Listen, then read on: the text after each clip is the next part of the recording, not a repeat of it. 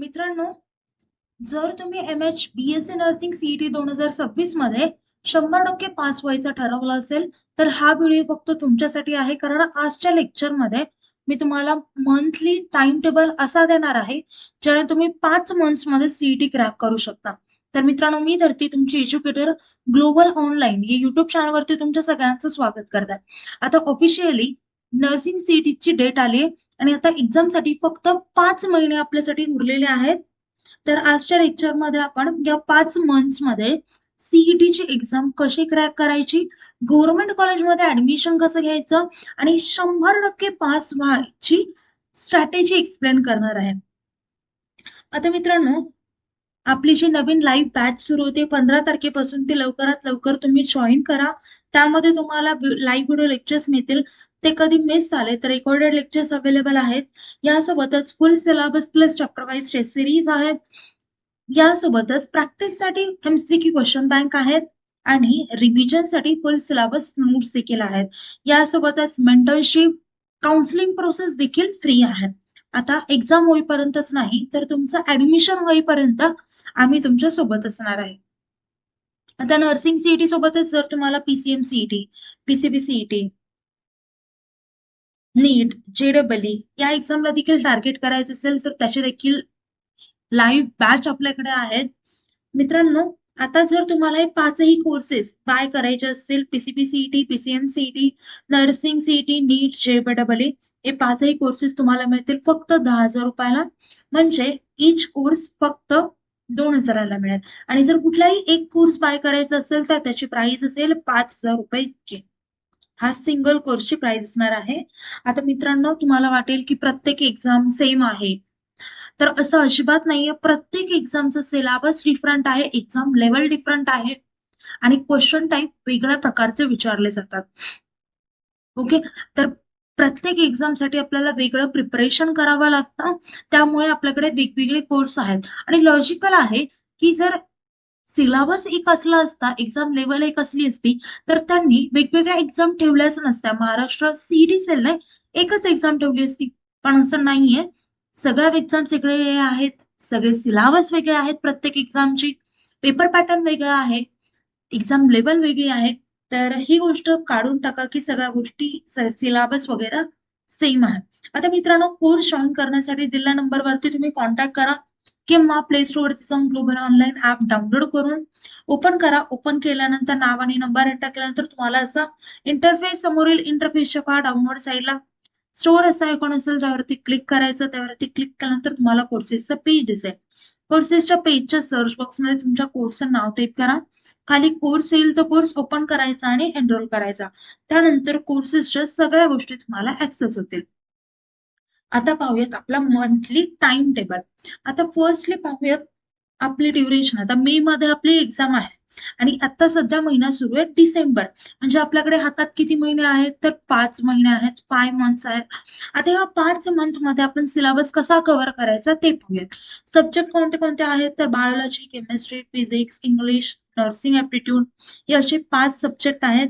आता या लेक्चरमध्ये मी तुम्हाला मंथली प्लॅन आणि रिव्हिजन स्ट्रॅटेजी सांगणार आहे. चला, तर आता फर्स्ट मंथ म्हणजे म्हणजे डिसेंबर मध्ये काय करायचं, तुमचं जे फाउंडेशन आहे ते कव्हर करायचं आहे. आता मी प्रत्येक सब्जेक्ट वाईज मी थोडेसे टॉपिक कव्हर केलेले आहेत. एवढे सफिशियंट नाहीयेत. मी जस्ट एक्झाम्पल म्हणून तुम्हाला हे टॉपिक कव्हर केलेले आहेत, लिहून दिलेले आहेत, म्हणजे तुम्हाला कळायला हवं. आता बायोलॉजीचे cell, tissues, plant for animal kingdom हे जे फाउंडेशन जे टॉपिक आहेत ते तुम्हाला कव्हर करावे लागतील. केमिस्ट्रीमध्ये बेसिक कॉन्सेप्ट, ऍटॉमिक स्ट्रक्चर हे फाउंडेशन मध्ये येतं. असे बरेचसे टॉपिक आहेत, ते तुम्हाला कव्हर करावे लागतील. फिजिक्समध्ये युनिट्स, मोशन बेसिक्स हे सगळे असतील. इंग्लिशमध्ये parts of speech, tenses, nursing aptitude मध्ये बॉडी सिस्टम बेसिक. हे जस्ट एक मी एक्झाम्पल घेतलेले आहेत. असे बरेचसे टॉपिक आहेत जे फाउंडेशन आहेत. प्रत्येक सब्जेक्टचं तुम्हाला या महिन्यामध्ये फाउंडेशन कम्प्लीट करायचं आहे. आता डिसेंबरमध्ये तुमचं फाउंडेशन झालं, त्यानंतर जानेवारीमध्ये तुमचे कॉन्सेप्ट बिल्ड करायचे, जसं की ह्युमन फिजिओलॉजी, ज्याच्यामध्ये रेस्पिरेटरी, डायजेस्टिव्ह सिस्टीम येतात. केमिस्ट्रीमध्ये केमिकल बॉन्डिंग, ऍसिड बेस. फिजिक्समध्ये येतं फोर्स, वर्क, एनर्जी. इंग्लिशमध्ये synonyms, antonyms, error spotting, nursing aptitude मध्ये ऑब्झर्वेशन, हेल्थ केअर बेसिक्स. तर असे एक्झाम्पल घेतले. म्हणजे एक्झॅक्टली जानेवारीमध्ये आपल्याला काय करायचं, तर प्रत्येक सब्जेक्टचे कन्सेप्ट बिल्ड करायचे, कन्सेप्च्युअल नॉलेज घ्यायचे, कन्सेप्ट सगळ्या स्टडी करायच्या. एक्झाम्पल्स असो, बायोलॉजीमध्ये डायग्राम्स असो, त्याच्यामध्ये एखादी कॉन्सेप्ट असेल, तर ते सगळ्या गोष्टी आपल्याला जानेवारीमध्ये क्लिअर करायच्या आहेत. नेक्स्ट येतो मंथ फेब्रुवारी. आता फेब्रुवारीमध्ये आपल्याला एक्झाम ओरिएंटेड चॅप्टर्स करायचे. म्हणजे काय, तर ज्या चॅप्टरचं वेटेज जास्त आहे, ज्या चॅप्टरचे वेटेज जास्त आहे ते टॉपिक्स आपल्याला फेब्रुवारीमध्ये सगळे कव्हर करायचे आहेत. फेब्रुवारीमध्ये एक्झाम ओरिएंटेड चॅप्टर्स कव्हर करायचे आहेत इन शॉर्ट. समजलं? नेक्स्ट आहे आपला मंथ मार्च. आता मार्च मध्ये आपलं फाउंडेशन झालंय, डिसेंबरमध्ये नंतर कॉन्सेप्ट पण बिल्ड झाल्यात, आपल्या एक्झाम ओरिएंटेड चॅप्टर्स पण झालेत. आता राहिलं आता आपल्या प्रॅक्टिस करायचं. तर आता इथे काय करायचं, आपण पर डेला 100 MCQ सॉल्व्ह झाले पाहिजेत आपल्याला. वीकली एक फुल टेस्ट झाली पाहिजे. पहा मी इथे 100 MCQ पर डे म्हणते, म्हणजे रोज तुमचे 100 MCQ सॉल्व्ह व्हायलाच हवेत. त्याच्यानंतर फोकस करायचंय weak topic list. First of all आता इथे तुमचा स्टडी झालेला असतो, वीक टॉपिक कोणते आहेत ते फाइंड आउट करायचे असे. आणि जे वीक टॉपिक आहेत त्यावरती तुम्हाला जास्त फोकस करायचंय. त्यासोबतच तुम्ही दर आठवड्याला एक वीक टेस्ट देणार आहोत, बरोबर आहे. त्या टेस्टमध्ये जे पण गोष्टी चुकल्यात, ज्या गोष्टी तुम्हाला वाटते की हा टॉपिक तुम्हाला वीक जातो, हा सब्जेक्ट तुम्हाला एखाद्या सब्जेक्टमध्ये तुम्हाला 20 पैकी 15च मार्क येत असते, मग ते काय येतात, कोणत्या टॉपिकमध्ये तुम्ही वीक होतात, हे सगळं माहिती करून घ्यायचं आणि त्या टॉपिक वरती जास्त फोकस करायचा. बायोलॉजीमध्ये डायग्राम्स वरती फोकस करा, कारण डायग्राम्स किंवा जे चित्र असतं ते जास्त डोक्यात लक्षात राहतं. एखादा आपण सिरियल पाहायचं, म्हणजे आपल्या देवतांच्या वगैरे स्टोरीज असतात, जर त्या ऐकल्या तेवढं लक्षात राहत नाही, पण तेच आपण टीव्ही वरती पाहिलं तर ते जास्त डोक्यात बसतं. मग ते चित्रीकरण जे असतं ते जास्त डोक्यात बसत असतं. सो बायोलॉजीच्या डायग्राम्स थ्रू स्टडी करा. फिजिक्स आणि केमिस्ट्रीचे फॉर्म्युले रोज रिवाइज करा. एक फॉर्म्युला शीट बनवा. आपला जर कोर्स जॉईन केला तर मी फॉर्म्युला शीट तर तुम्हाला प्रोव्हाइड करतोच. ओके. आता नेक्स्ट आहे एप्रिल महिन्यात आपल्याला काय करायचं आहे, हे पूर्ण असेल मॉक टेस्ट बेस. यामध्ये मॉक टेस्ट जायच्या, डेली 2 फुल मॉक टेस्ट जायच्या, डेली रिव्हिजन करायचं फॉर्म्युलाचं. नोट्स आपण काढलेल्या असतात त्या नोट्स रिवाइज करायच्या. आता आपल्या कोर्समध्ये आपण फॉर्म्युलाज प्रत्येक सब्जेक्टसाठी देत असतो, त्यासोबतच नोट्स सुद्धा देत असतो प्रत्येक टॉपिकचा. ओके. आणि मॉक टेस्ट वगैरे तर आहेतच आपल्या कोर्समध्ये. इंग्लिशमध्ये काय करायचं, आपल्याला स्पीड वाढवायची, कारण इंग्लिशचे जे आन्सर आहेत ते बघितले की लगेच निघतात, सॉल्व्ह होतात.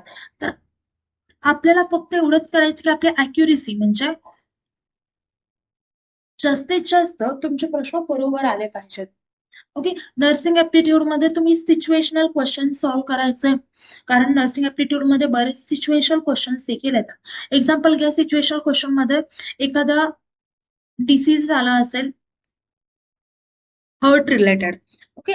तर पेशंटाला नर्सला जर म्हटलं की हर्टचा कोणता तरी डिसीज झाला, तर नर्स काय सजेस्ट करेल, त्या पेशंटला कोणत्या डॉक्टरकडे, कोणत्या स्पेशलिस्टकडे जाण्याचं सजेस्ट करेल, अशा टाईपचा क्वेश्चन होऊ शकतो. ओके. आता नेक्स्ट पाहूयात मे, जो आहे लास्ट. आता फर्स्ट वीक मध्ये आपली एक्झाम असणार आहे मेच्या. सो त्या दिवशी त्या वीक मध्ये काय करायचंय, फक्त रिव्हिजन करायचंय.